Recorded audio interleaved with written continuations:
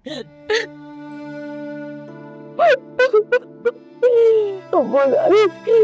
ने बोल दिया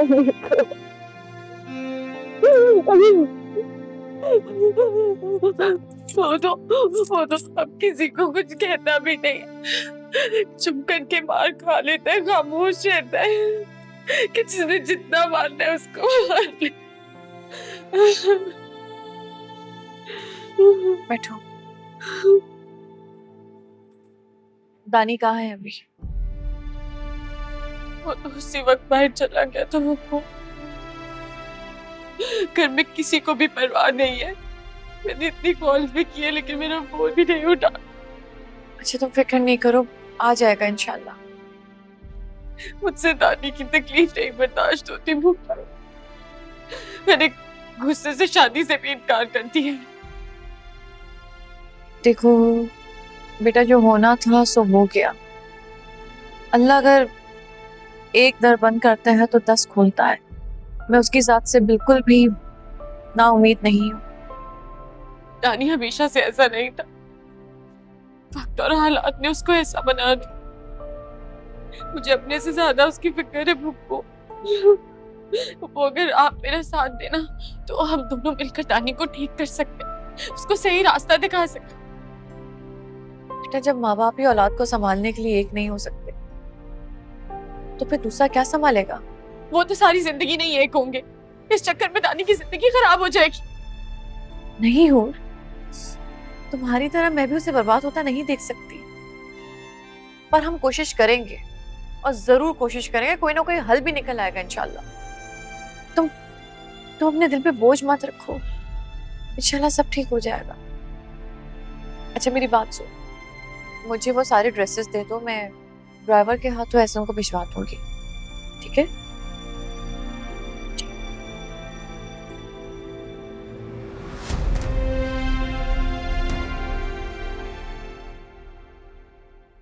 बहुत परेशान रहती हूँ मैं। अब आप यकीन कीजिए मुझे रात को ठीक से नींद भी नहीं आती है। मैं जब भी तैमूर के बारे में सोचती हूँ ना तो मुझे अजीब सी घबराहट होती है।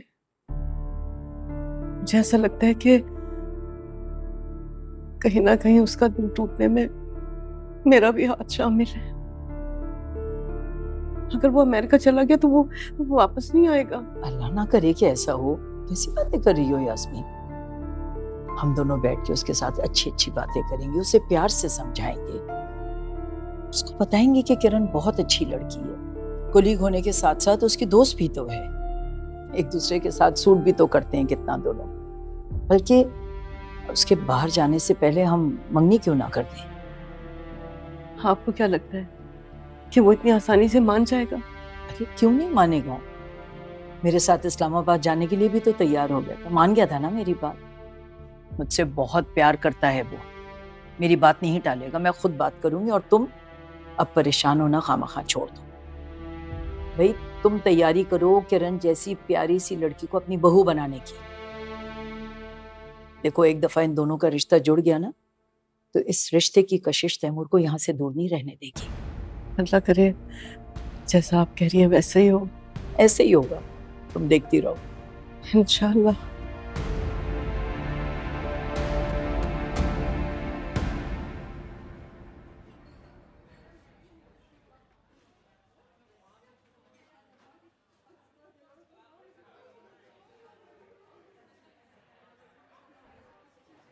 मूसा ने बताया कि तुमने अमेरिका वाला ऑफर एक्सेप्ट कर लिया है। क्या तुम वाकई जा रहे हो? हाँ जा रहा हूँ। ऐसे कैसे फैसला कर लिया? हम सबको छोड़कर जा रहे हो? जरूरी था। ऐसा भी क्या जरूरी है तुम्हारा जाना? यार किरण तुम खुद को मेरे मामलात में मत उलझाओ प्लीज।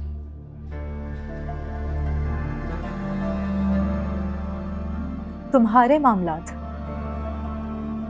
यानी तुम्हारे मामलात मेरे मामलात नहीं है? इतने अरसे से तुम इतने उलझे हुए हो, खड़े हुए हो, क्या हो गया तुम्हें तैमूर? तुम भूल गए हो कि कितने अरसे से हम एक दूसरे को जानते हैं, मेडिकल कॉलेज से एक दूसरे के साथ हैं। तुम क्यों परेशान होती हो मेरे लिए? क्योंकि क्योंकि तुम मेरे दिल के सबसे करीब हो।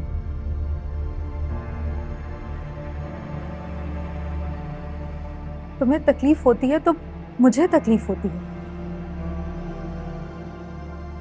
तुम्हें अंदाजा भी है किरण तुम्हें कितना चाहती है, बहुत प्यार करती है तुमसे।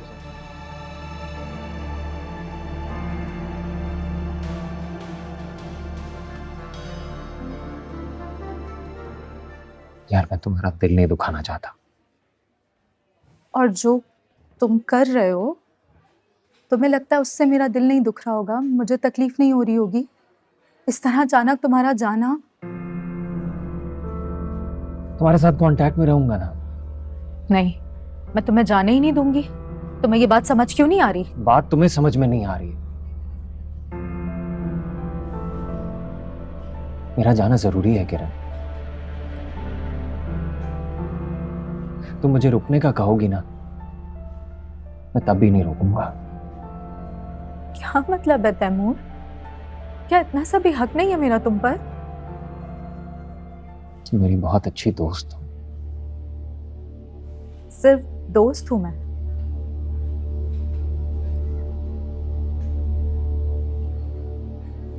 बहुत से काम पेंडिंग है, चलता हूँ।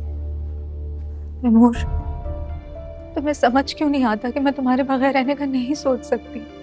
दिलो जान से चाहती हूँ, तुम किरण। प्लीज मत जाओ। प्लीज। मैं चाहती थी कि तुम मुझसे ये सब कहो, इजहार करो, लेकिन तुम तो प्लीज नहीं जाओ।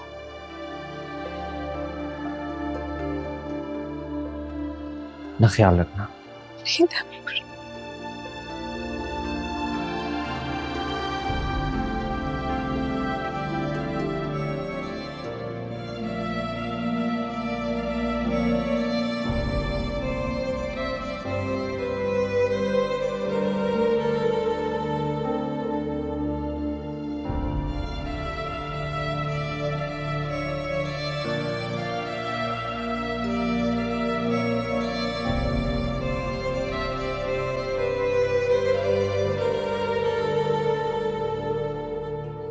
अरे भाई चाय लें। हाँ, तुम भी लो।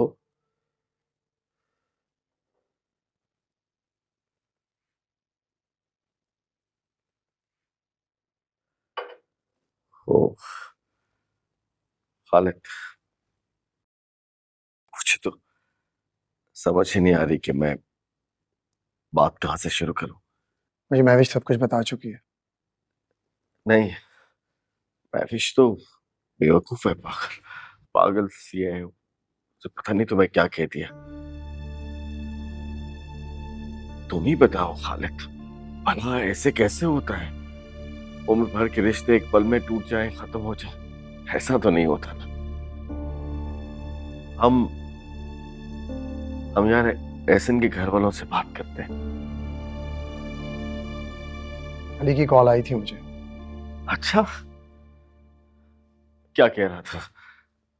जरूर अपने छोटे भाई के रवैये पे शर्मिंदा हो रहा होगा, है ना?